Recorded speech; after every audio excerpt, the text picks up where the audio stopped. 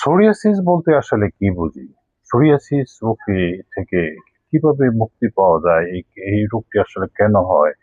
এই ব্যাপারে আজকে আমি কথা বলব। প্রথমেই যদি সোরিয়াসিস রোগের পরিচয় দিতে যাই, সেটা হলো যে সোরিয়াসিস এক প্রকার কঠিন প্রকৃতির চর্মরোগ। এই এই চর্মরোগটির প্রধান বৈশিষ্ট্য হলো যে এটি চুলকাতে গেলে দেখা যায় যে এটি সাদা, সাদা গোড়া, গোড়া পড়ে। এটি হলো সহজে চেনার একটি সহজ পদ্ধতি। আরেকটি পদ্ধতি হলো যে এই রোগটি সহজে ভালো হতে চায় না। দেখা গেল ভালো হয়েও আবার চলে আসে। আরেকটি কারণ হলো যে দেখা গেল সোরিয়াসিস রোগটি একটা পায়ে হয়েছে এবং আরেকটা পায়ে হচ্ছে। এবং এটি আস্তে, আস্তে অনেক মানে মানুষের হাড় কে আক্রান্ত করে ফেলে। এবং এই হাড় আক্রান্ত হওয়ার পরে মানুষ তখন প্রচন্ড ব্যথা ফিল করে এবং এটাকে সোরিয়াটিক আর্থ্রাইটিস বলে। এবং এই সোরিয়াসিস একটা কঠিন প্রকৃতির মানে চর্মরোগ। এটা আসলে মানে অ্যালোপ্যাথিক চিকিৎসায় এটার ওষুধ এখনো পর্যন্ত আবিষ্কার হয় নাই। এবং এটি আম অ্যালোপ্যাথিক চিকিৎসা এটাকে থামিয়ে রাখা যায়, কিন্তু এখনো ওইভাবে ওষুধ আবিষ্কার হয় নাই। আর সবচেয়ে বড় কথা হলো যে এই রোগটিকে কিছুটা চর্মরোগ, কিছুটা আবার অ্যালার্জির সাথেও সংশ্লিষ্ট। যেমন আপনি গরুর মাংস খেলেন বা অ্যালার্জেটিক খাবার খেলেন, আপনার সোরিয়াসিস বেড়ে যাবে। হ্যাঁ? আর এটি কেন হয় এই কারণ কিন্তু এখনো আবিষ্কার হয়নি। আসলে আমাদের WBC এর টি সেল এর কাজ হলো শরীরে বাইরের জীবাণুর আক্রমণ হলে তাকে মানে ধ্বংস করা। অটো ইমিউনিটি ডিজিজ হলে এই WBC টি সেল ধ্বংসের পরিবর্তে ত্বকের উপরের লেয়ারের এপিডার্মিস কোষকে ধ্বংস করে। যার ফলে এই এপিডার্মিস খুব দ্রুত বড় মানে দ্রুত বৃদ্ধি পায় এবং এই এপিডার্মিস দ্রুত বৃদ্ধি পেয়ে প্লেক আকারে বেরিয়ে আসে এবং ছোট, ছোট মানে ইয়া দানা আকারে আ মানে খসে পড়তে থাকে। যারা অত্যধিক চিনি বা মিষ্টি জাতীয় খাবার খান, যারা আ সোরিয়াটিক যারা অনেক ক্রনিক নেশায় যেমন মদ, সিগারেট বা গাঁজা এইসব নেশায় যারা আক্রান্ত থাকেন, যারা অত্যধিক কোল্ড ড্রিংক সেবন করেন, এরকম যারা মেক্সিমাম ক্ষেত্রে দেখা যায় তারা সোরিয়াটিক্সে আক্রান্ত হন। এটা এই সোরিয়াসিস রোগটি সাধারণত ৮ প্রকারের হয় লক্ষণ ভিত্তি থেকে। যেমন প্লেক সোরিয়াসিস, গোটের psoriasis, inverse psoriasis, pustular psoriasis এবং নেইল সোরিয়াসিস, সোরিয়াটিক আর্থ্রাইটিস এবং এরাইথ্রোডার্মিক সোরিয়াসিস, স্কাল্প সোরিয়াসিস।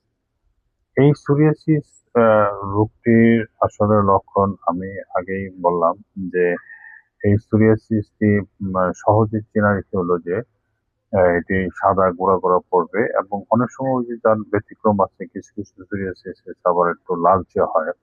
আ সেটি গোড়া থাকে না। আ তবে কমন লক্ষণ হলো যে আপনার সাদা গোড়া পড়বে এবং সহজে ভালো হতে চাবে না। এটা হলো সোরিয়াসিস চেনার সবচেয়ে সহজ পদ্ধতি। তবে এই সোরিয়াসিস থেকে মুক্তি পাওয়ার জন্য আসলে হোমিওপ্যাথিতে আ খুব সুন্দর চিকিৎসা আছে।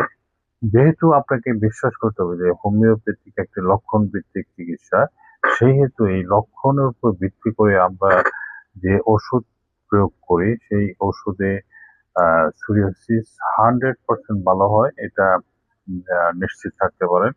কারণ এই সোরিয়াসিস ভালো হওয়ার জন্য আমাদের হোমিওতে যে ওষুধ আছে সেগুলি লক্ষণের সাথে মিলিয়ে দিলে আস্তে, আস্তে কমতে থাকে। তবে এখানে ডোজটা খুব সতর্কতার সাথে মেইনটেইন করতে হয়। আমি তার জন্য রোগীদেরকে বলে দেই যে আপনারা উম মোটামুটি আ যখন ওষুধ সেবন করবেন তখন আমার সাথে লিয়াজও রাখার জন্য। এতে কি হয় রোগটা আসলে কোন দিকে মোড় নিচ্ছে বা কি হচ্ছে সেটা আমি অবজারভেশন করতে পারি। সাধারণত সোরিয়াসিস রোগীদেরকে আমরা আর্সেনিক আয়োড বা ক্যালকেরিয়া কার্ব বা গ্রাফাইটিস হ্যাঁ?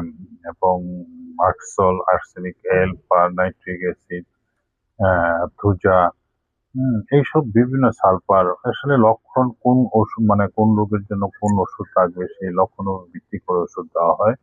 এছাড়া জার্মানির R65 এবং এডেল-12 এই ওষুধগুলিও আপনার সোরিয়াসিস রোগের জন্য করা এবং BC-20 এই ওষুধটিও জার্মানি ইনটেক পাওয়া যায়। এই ওষুধটিও আপনার খুব ভালো কাজ করে এবং এর পাশাপাশি ক্যালিমিউর বা ক্যালসাল এই ওষুধটিও আমরা প্রয়োগ করতে পারি।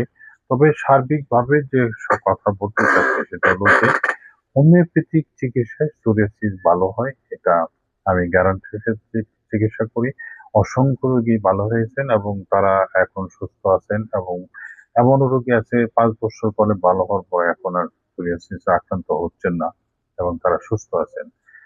তাই আপনাদেরকে পরামর্শ দিব, আপনারা যদি সোরিয়াসিসে আক্রান্ত হয়ে থাকেন তাহলে অবশ্যই যোগাযোগ করবেন। আমার মোবাইল নাম্বার 01733 16297 আপনার সুস্থতা কামনা করি। আল্লাহ হাফেজ।